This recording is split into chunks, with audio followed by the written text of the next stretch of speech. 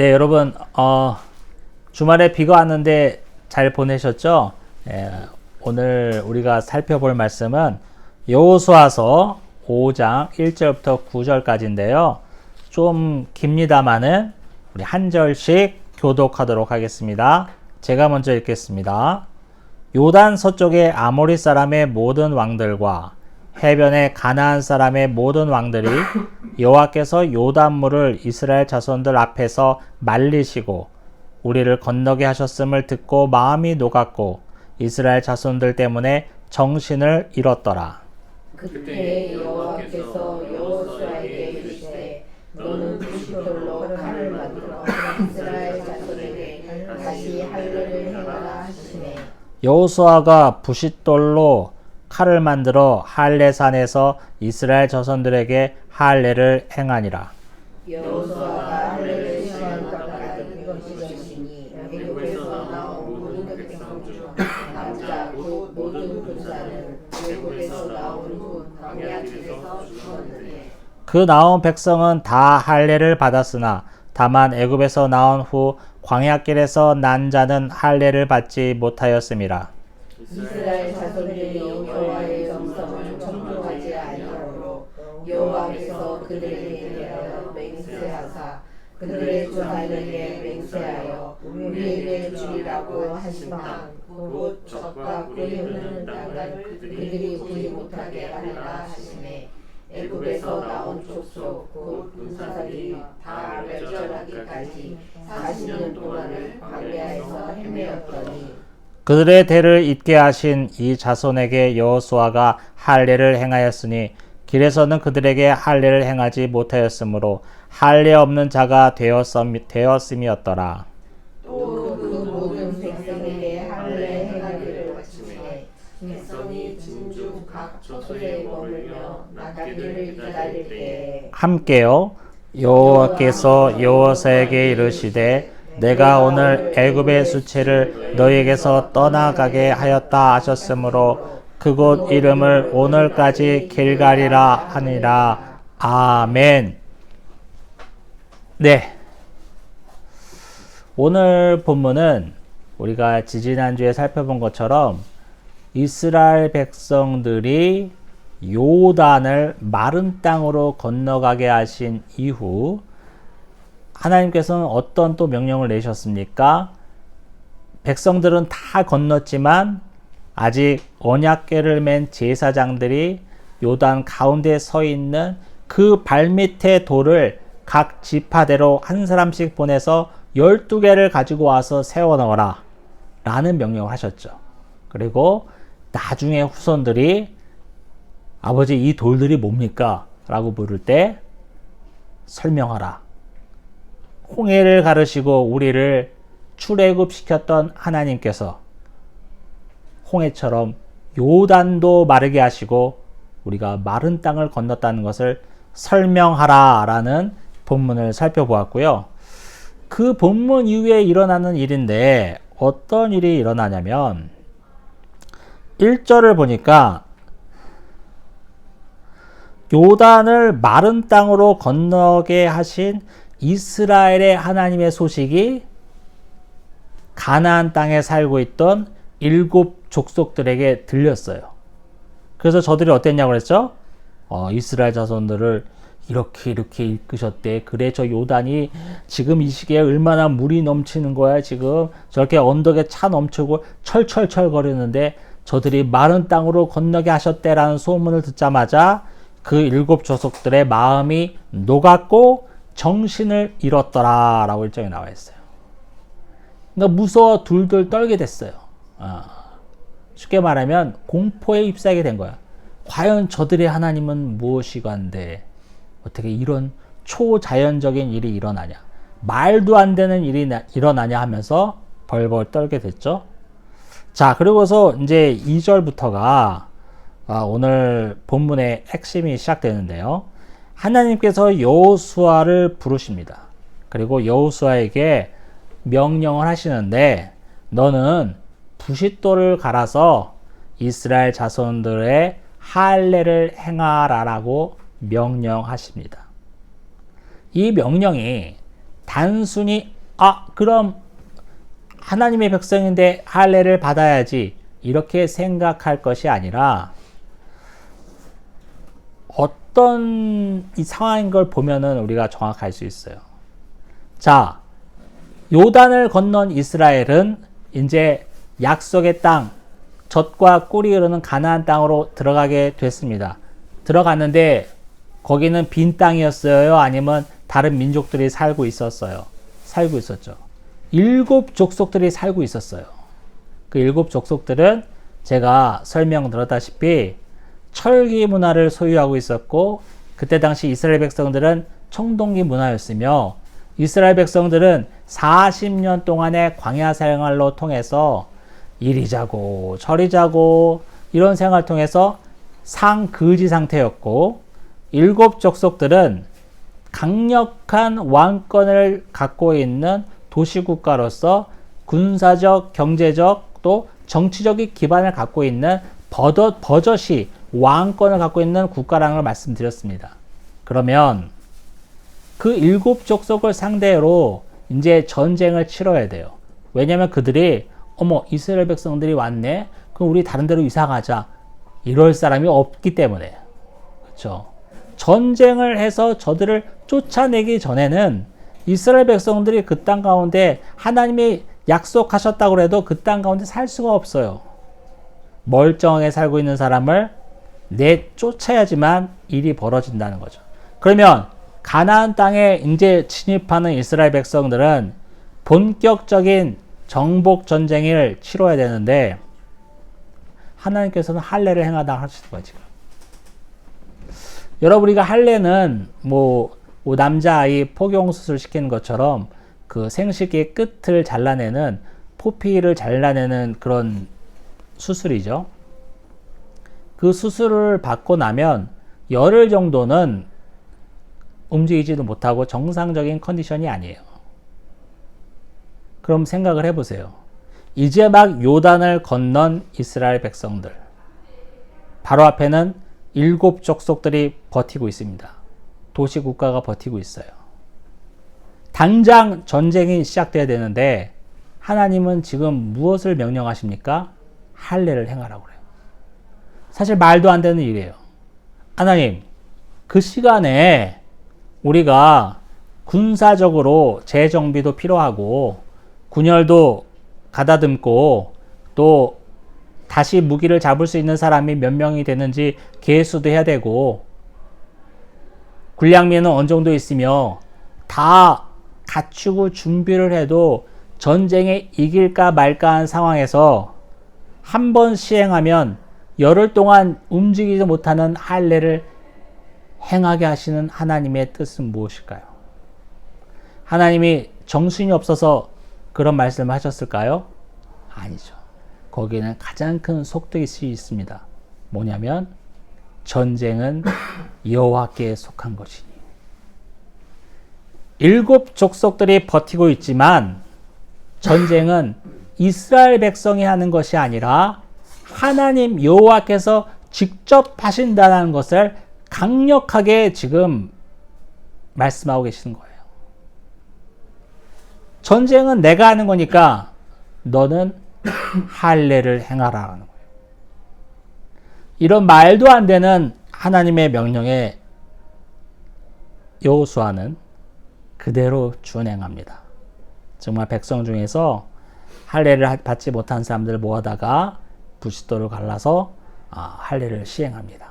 오늘 본문 중간에도 나왔지만 할례를 다시 행하게 된 이유 중에 하나는 뭐냐면 지금 광야 생활을 40년 이제 끝 무렵이잖아요. 가나안 땅 정복만 남았으니까 40년 광야 생활을 하면서 출애굽한 첫 세대의 남자들이 다 죽었어요. 저들은 애굽에서 종살이를 하면서 살 때 할례를 받았던 사람이야. 그러나 광야에서 40년 동안 떠돌면서 오늘 여기 자고 내일 저기 자고 그러는데 할례를 하면 열흘 동안 못 움직이는데 할례를 할 수가 없잖아요. 그래서 40년 동안 그 광야 생활 가운데 태어난 사람들이 있는 거야. 그 사람들은 할례를 받지 못했어요. 여기 본문에 의하면 무할례자였더라 라고 나와 있잖아요. 그래서 하나님께서는 40년 광야 생활 동안에 태어난 남자아이들, 뭐 그때 딱 출애굽 당시에 태어났다고 해도 벌써 40살이 된 거야, 그 남자가. 그럼 40살이 됐으니 이거 옛날이 뭐 몇천 년 전이니까 손자도 있는 거예요, 벌써. 다들 열 몇 살에 결혼하고 열 몇 살에 결혼하니까 40이면 손자들이 있는 거야. 3대가 벌써 할례를 받지 못한 일이 일어나는 거예요. 그래서 이들에게 할례를 행하라라고 하나님께서는 명령하십니다. 여러분, 할례는요, 출애굽기 17장에서 언급되어 있어요. 오늘 제가 주보 밑에, 죄송합니다. 창세기 17장. 창세기 17장 10절부터 14절에 나와 있는데, 이 구절이 할례에 대한 하나님의 말씀이거든요. 제가 읽겠습니다. 너희 중 남자는 다 할례를 받으라. 이것이 나와 너희와 너희 후손 사이에 지킬 내 언약이니라. 너희는 포피를 베어라. 이것이 나와 너희 사이에 언약의 표징이니라. 너희의 대대로 모든 남자는 집에서 난 자나 또는 너희 자손이 아니라 이방 사람에게서 돈으로 산 자를 막론하고 난 지 8일 만에 할례를 받을 것이라. 너희 집에서 난 자든지 너희 돈으로 산 자든지 할례를 받아야 하리니 이에 내 언약이 너희 삶에 있어 영원한 언약이 되려니와 할례를 받지 아니한 남자 곧 그 포피를 베지 아니한 자는 백성 중에서 끊어지리니 그가 내 언약을 배반하였음이니라. 아멘. 창세기 17장은 되게 상징성이 있는 장인데, 아브람과 사라로 이름이 바뀌는 그 내용이 나와 있고, 그 뒤에 바로 이 할례라는 내용이 나와 있어요. 근데 이 창세기 17장을 보니까 할례에 또 우리가 꼭 명심해야 할 포인트가 있는데, 뭐냐면 할례는 이스라엘 백성만 받는 것이 아니구나 라는 것을 명시하고 있어요. 뭐라고 있습니까? 너희 종이든지 아니면 너희가 이방에서 사온 사람이라도 할례를 행하라는 거예요. 이 구절이 나중에 신약에 가서는 갈라디아서에서 사도 바울이 뭐라고 그러죠? 그때 할례를 강조하고 할례를 해야 된다라고 다른 복음을 전하는 사람들을 대항해서 설명할 때, 우리가 받은 구속의 은혜가 우리가 아브라함의 씨기 때문에 받은 것이냐? 그것이 아니다. 예수 그리스도의 구속의 의를 믿는 자마다 누구든지 구원을 받을 수 있다라고 사도 바울이 주장하는 이 배경이 되는 거예요. 그래서 유대교는 아직도 예수 그리스도를 하나의 선지자에 불과하고 메시아가 오지 않았다고 생각하고 있잖아요. 그리고 저들만이 전통적으로 하나님의 백성이고 선민이라는 사상을 갖고 있는데, 그것이 완전히 그릇된 말이라는 것이 그들이 그렇도록 숭상하는 꼴 안에도 명시되어 있는 이 구절, 창세기 17장에는 이 구절, 할례는 이스라엘 백성들만 받는 것이 아니다. 언약의 자손, 나와 너의 언약의 표징이 되리라는 이 할례가 단순히 아브라함의 씨에게만 행해지는 것이 아니라 종이든지 외국에서 사온 사람이라든지 네 집안에 거하는 모든 사람에게 할례를 행하라는 이 구절을 통해서 명백히 반증되는 겁니다. 우리 구속사의 점진성이라는 게 있는데, 뭐냐면 예수 그리스도가 십자가의 죽으심으로 그 의로 그 모든 믿는 자들이 구원을 받았다라는 이 구속의 언급이 창세기 구약에서는 약간 흐릿하게 표시돼요. 흐릿하게 명시되다가 신약에 갈수록 예수 그리스도가 이 땅에 오시는 복음서를 비롯한 신약에 갈수록 그 구속사가 선명해지고 아주 뚜렷하게 드러난다는 것이 구속사의 점진성인데, 구약의 창세기 17장에는 이렇게 간단하게 명시되어 있는 거예요.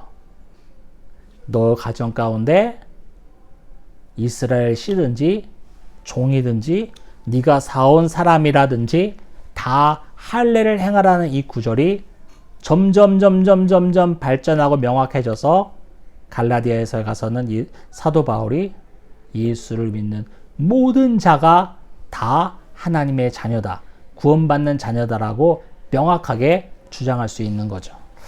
자, 아무튼 이 할례가 이런 할례인데 이런 할례를 하나님께서는 행하라고 명령하고 계시는 겁니다.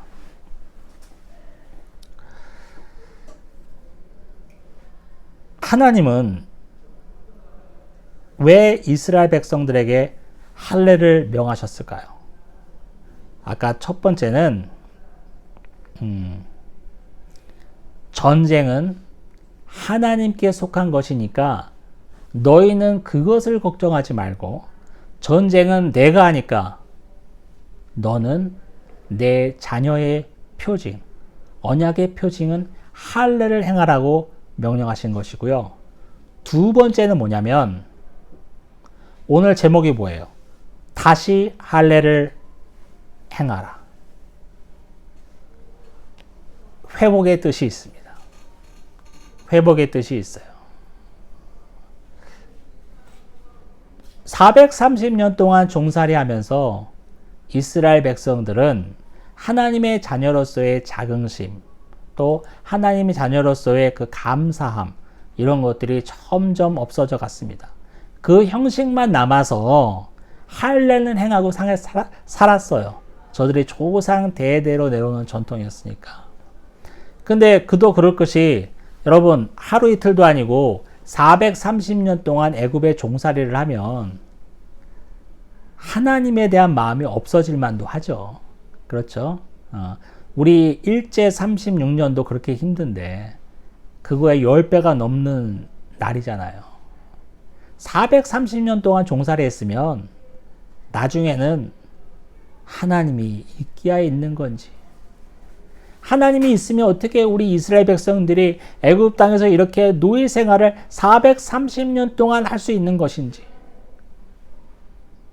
이런 하나님보다는 차라리 우리를 억누르고 다스리고 있고 전 세계 패권을 갖고 있는 그 당시 애굽이 섬기는 저 신이 더 우월한 게 아닌가, 그런 패배의식에 잠길 수밖에 없죠, 사실은. 그래서 이스라엘 백성들의 신앙이 많이 무너졌을 겁니다. 말도 못하게. 그러던 판에 출애굽을 했으니 광야 생활을 통해서도 저들의 신앙은 많이 엉망이었어요. 우리가 많은 것을 보면서 알 수 있듯이. 그리고 가장 기본적인 할례도 40년 동안 못했어요. 이런 백성들에게 하나님은 회복을 명령하신 거예요. 다시 할례를 행하라 라고 말씀하시면서 하나님의 원뜻은 뭐냐면 다시 나의 백성이 되어라는 거예요. 나의 자녀가 되어라는 것입니다. 우리에게도 적용해 보겠습니다. 우리가 이 땅 가운데 살아갈 때 참 녹록지 않아요. 힘든 일 많이 있고 고통스러운 일 많이 있고 진짜 기가 막히는 일도 정말 많이 있어요. 예수 믿는 그리스도인이라면은 정말 그렇게 힘든 일은 지나갔으면 좋겠는데, 넘어갔으면 좋겠는데, 그런 일은 절대로 우리에게 일어나지 않아요. 예수 믿는다고 고난과 고통이 우리를 건너가지 않는다고. 근데 우리가 명심해야 될 게 있어요. 이 삶이 그렇게 녹록치 않고 정말 힘들고 우리를 온통 억누를 때가 많지만 우리는 그렇다고 해서 우리가 하나님의 백성임을 잊지 말아야 합니다. 오늘 명령하시는 거예요. 다시 할례를 행하라. 여러분, 우리는 놓치고 있는 것이 무엇이 있습니까? 하나님의 자녀로서 잃어버린 것들이 무엇이 있습니까? 저와 여러분은 하나님의 자녀라고, 하나님의 백성이라고 당당히 그 누군가에게 얘기할 수 있습니까? 그렇지 않다면 오늘 말씀을 보십시오. 하나님은 이런 백성들에게 다시 명령하십니다. 할례를 다시 행하라. 전쟁은 내가 할 테니 이 세상의 힘든 모든 일들, 고통스러운 모든 일들, 정말 기가 막힌 모든 일들 내가 알고 내가 이끌어 갈 테니 너는 다시 할례를 행하라라고 말씀하고 계신 겁니다. 그럴 때에 오늘 우리가 본 마지막 절이죠. 어떻게 나와 있습니까? 우리 마지막 절 함께 읽어보겠습니다. 9절인데요. 시작. 여호와께서 여호수아에게 이르시되 내가 오늘 애굽의 수치를 너에게서 떠나게 하였다 하였으므로 그곳 이름을 오늘까지 길갈이라 하느니라. 아멘. 길갈에 12돌을 세웠죠. 그 길갈의 뜻이 뭐냐면 굴러가다의 뜻이에요. 굴러가다. 그래서 오늘 하나님께서는 너희들이 할례를 행하였으므로 애굽의 수치가 굴러갔다라고 말씀하고 계십니다.